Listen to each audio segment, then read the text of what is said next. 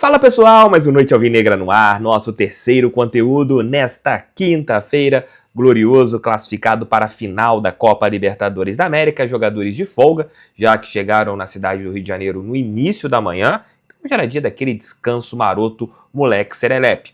A torcida botafoguense fez uma festa no aeroporto, recepcionando os atletas, o aerofogo de chegada, o que é muito bacana, né? Que mostra para os jogadores que nós estamos ao lado deles no início e no fim.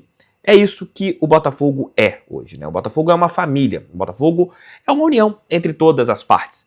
E faltam poucos momentos nessa temporada, né? O início do mês de novembro, onde nós teremos várias partidas decisivas do Campeonato Brasileiro e, claro, no final do mês, a nossa tão sonhada final da Copa Libertadores da América. Agora é foco, a partir de amanhã, treinamentos pensando no Vasco da Gama, jogo importantíssimo na terça-feira, pelo Campeonato Brasileiro. Uma vitória pode fazer com que o Botafogo abra uma vantagem para o Palmeiras, caso a equipe alviverde não vença o Corinthians no próximo final de semana. É isso, meus amigos. Os passos estão sendo dados. O Botafogo, ele tem que ter uma força emocional nesta reta final do Campeonato Brasileiro. Força emocional e física, já que nós estamos a poucos passos de 2 títulos importantíssimos em nossa história. Esse nosso conteúdo noturno está em nome de Mais Ágil. Se você quer antecipar o seu fundo de garantia, procure a Mais Ágil.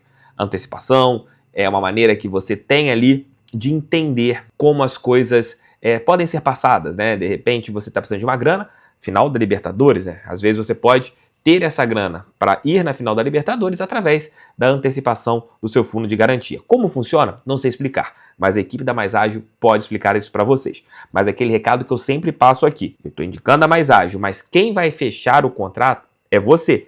Para isso, tem que tirar todas as suas dúvidas. Se ficar uma pequena dúvida, não fecha o negócio. Mas se todas as dúvidas forem sanadas, você vai fechar o seu negócio com a Mais Ágil.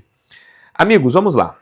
Além dos problemas que nós tivemos ontem, né, em relação às chegadas dos torcedores do Botafogo, do ônibus, do clube, agora tem um fato que é gravíssimo. O Tairo Arruda, CEO do Botafogo, postou em suas redes sociais uma foto de a possibilidade de terem dado um tiro, isso mesmo, um tiro no ônibus do Botafogo. Se realmente ali você tiver esta real possibilidade, né, de você ter um tiro sendo dado num ônibus de um clube, se a Conmebol ela não punir essa equipe do Peñarol das competições internacionais e a FIFA punir esse clube, até mesmo tirando das competições nacionais, porque imaginem se um tiro acerta um jogador, se acerta qualquer membro que estava dentro desse ônibus. E tudo por culpa que é o presidente do Peñarol. Esse cidadão é um criminoso, mentiroso, porque quem inventa fake news é bandido. Porque fake news é crime, pelo menos no Brasil, não sei aqui no Uruguai. Mas no Brasil, fake news é crime. E esse cara criou um clima horrendo, um clima vergonhoso. É um bandido, o presidente do Peñarol. É um bandido. Espero que, realmente, todas as investigações sejam feitas, porque se, repito, for um tiro, o Peñarol tem que pagar. Porque esse ato tem, todos os dedos do presidente do Peñarol que incentivou isso. E tem todos os dedos da imprensa daqui, A imprensa daqui provocou isso também com muitas fake news. Conmebol, verifique isso. O culpado disso tem nome. Tem nome e sobrenome, né, senhor Inácio Rúlio? Você que está causando tudo isso. Alô, Conmebol, faça a averiguação. A Eagle Football está negociando a contratação do jogador do Vasco, joia do Vasco, a grande joia recente da equipe Cruz Maltina, que é o jovem Rian. O atleta tem contrato com o Vasco até o final do ano que vem, tem 18 anos, e ele está negociando com a Eagle Football para ir para a equipe do Lyon. Mas segundo o blog do Diogo Dantas, o Rian, ele foi indicado pelos profissionais do Botafogo para o Lyon, para jogar na equipe francesa, como eu falei aqui anteriormente. Mas existe a possibilidade dele ser emprestado para o Botafogo. Vamos ver o que vai acontecer, né? Até mesmo pelo que foi passado ontem pelos setoristas do Vasco, do GE, para você ter uma negociação, né, do Rian vindo para o Botafogo, teria que ter uma compensação diferenciada para a equipe do Vasco da Gama. Mas é um jovem jogador de 18 anos com muito potencial, já foi titular do Cruz Maltino em algumas partidas, oscila por ser um jovem, mas é um atleta de seleção brasileira, um jogador com muito potencial. Eu chamo agora o Léo Dantas para falar o que deu certo e o que deu errado ontem, mas esse vídeo vai ser mais tranquilo, né? Porque Ontem, meus amigos, só quem é muito corneta mesmo, que tá ligando a corneta, eu tô vendo alguns corneteiros aqui botafoguenses, meus amigos. O Botafogo não fez o que o Galo fez. Meu Deus do céu, todo mundo sabia que o Botafogo ontem ia jogar com várias reservas. O jogo seria outro se a gente colocasse o nosso time titular. Ontem eram 3 objetivos. O Botafogo cumpriu todos, como eu falei mais cedo. Primeiro, se classificar. Segundo, não perder nenhum jogador por suspensão com o 3º cartão amarelo. E ninguém se machucar. Checkzinho e tudo.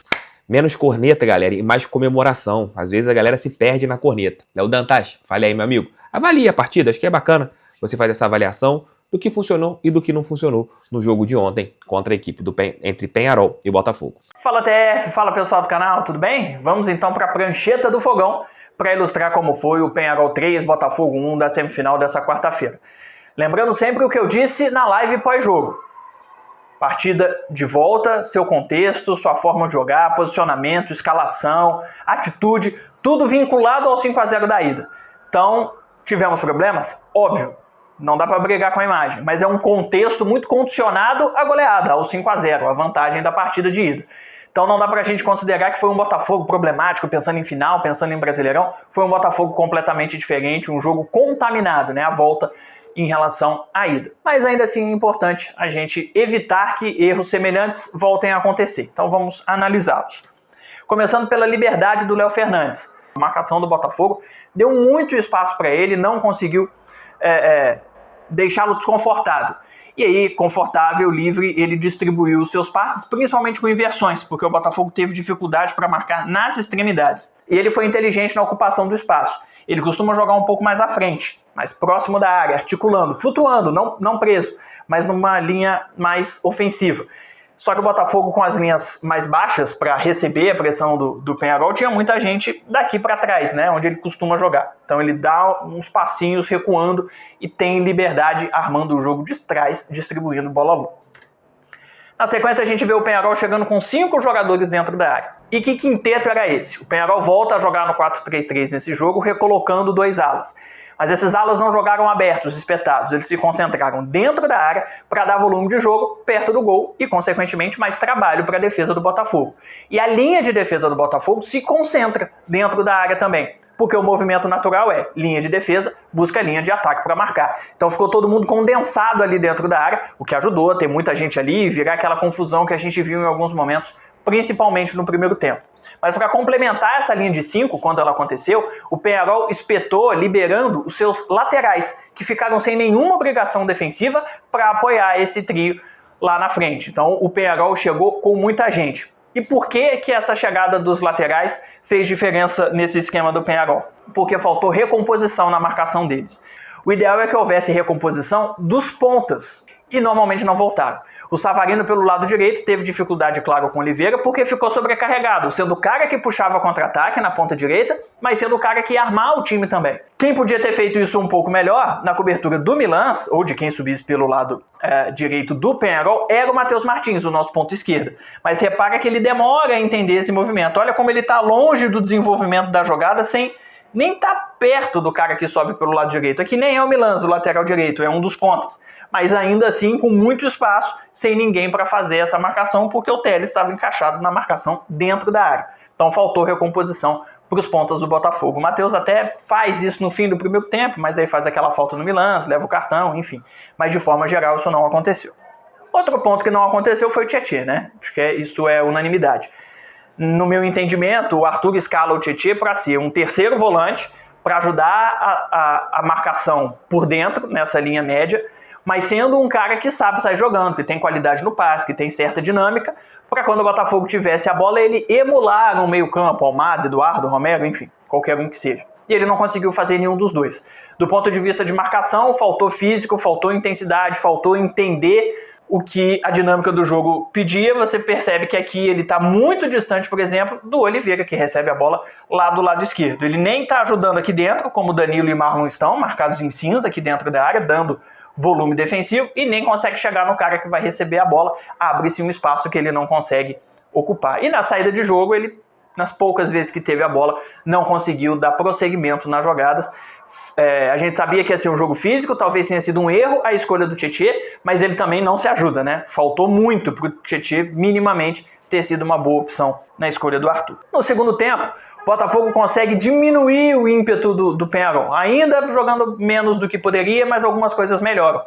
Parte disso tem a ver com a entrada do Almada. Os contra-ataques já fluem com um pouco mais de qualidade e acontecem mais vezes também. Esse é o lance do gol, já na reta final da partida.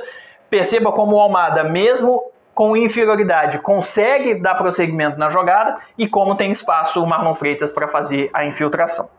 Por fim, outra coisa que ajudou muito é a entrada do Barbosa, principalmente porque o Penharol começou a cruzar a bola na área e ele foi fundamental, pelo alto, para repelir essas chances. E por baixo, com toda a sua experiência, começou a ganhar mais vezes a bola, pelo menos ele acalmou um pouco a linha de defesa quando entrou. É isso, gente. Eu sei que ninguém gosta de perder, principalmente por 3-1, mas a notícia é: estamos na final da Libertadores, a um jogo da glória eterna.